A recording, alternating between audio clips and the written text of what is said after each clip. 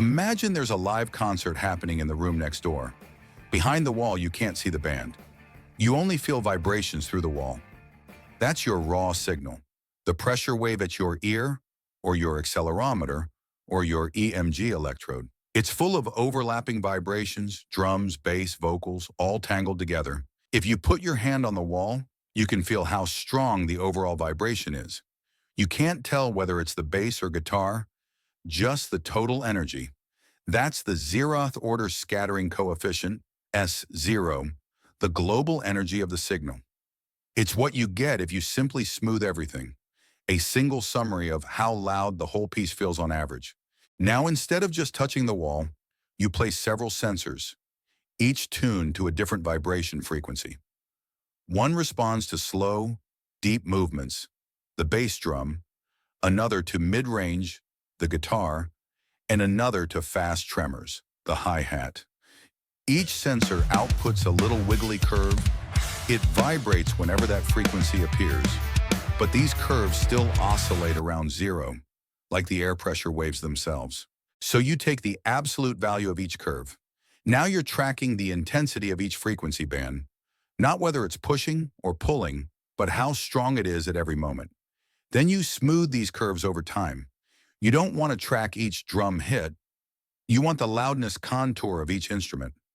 These smooth curves form the first-order scattering coefficients S1.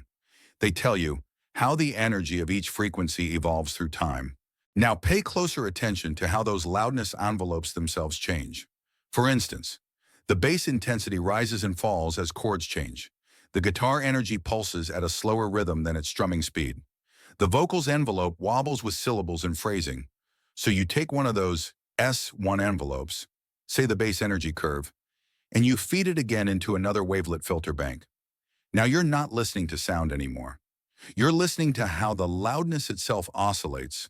That gives you second-order scattering, S2, patterns of modulation, how fast the energy in one band fluctuates, and how those fluctuations correlate with others.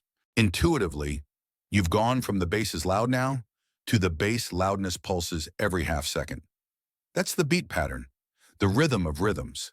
It's like sensing not just which instruments are active, but how their intensities groove together. Layer 3, the texture of modulations, S3.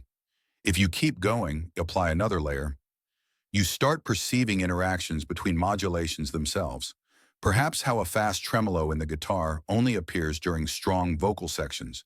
That's third-order scattering, S3, metamodulations. It's rare to go this deep because, beyond this point, most of the meaningful structure is already captured. What's happening computationally?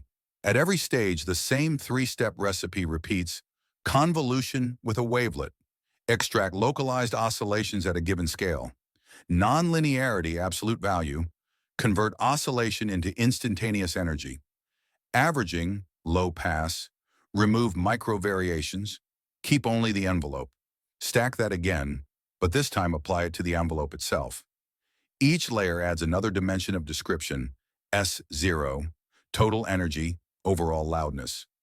S1, spectral content over time, instrument bands.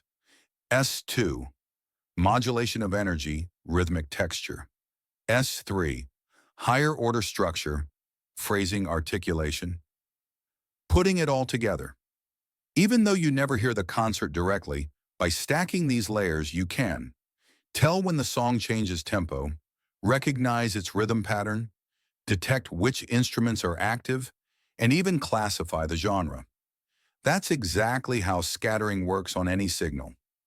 EMG, EEG, radar, speech. It translates raw vibration into hierarchical, time-frequency features that summarize what moves, how fast, and how that movement changes.